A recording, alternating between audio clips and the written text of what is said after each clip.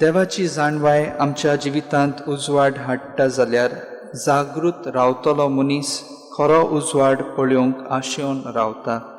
देखून जाणवायेन आनी जागृतायेन वावुरतल्यांक देव सर्गींचे राज फावो कोत्तलो म्हूण कळीत कोत्ता. देवाची पिसाय म्हणल्यार मनशाचे जाणवाये परस अदीक शाणी म्हूण आमच्या पयल्या वाचपांत वाचूंक मेळटा. त्याच खातीर आमी आमचे जाणवायेचेर पातयेवन न्हय पूण देवाचे जाणवाये पोरमोणे चलून जेजूक परगटूंक आमकां सगल्यांक आमंत्रण आसा. शुभ वर्तमानांत आसलेल्यो 5 शाण्यो आंकवारी देवाचे जाणवायेन दिवल्यो जोळट्यो दवरूंक आपल्या बरोबर शिंचल्यांनी तेल वतात आनी त्याच खातीर त्यो जागृत रावन न्हवऱ्याक स्विकार करूंक पावतात.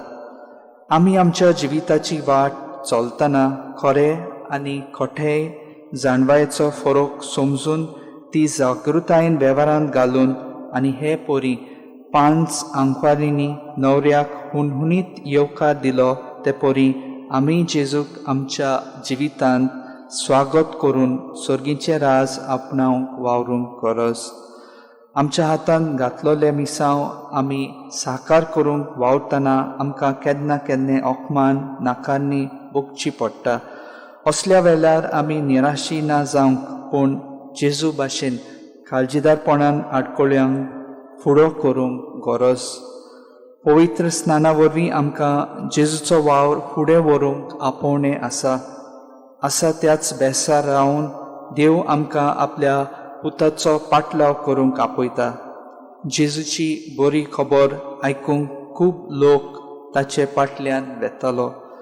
जायतीं जाणां ताचो पाटलाव करूंक सोदतालीं पूण जेजू फकत 12 जाणांक हें भाग फावो कोत्ता कित्याक तांचे वरवीं सगळ्या संवसाराक आपली बरी खबर परगट करपाक ताचो आवंडो आसलो.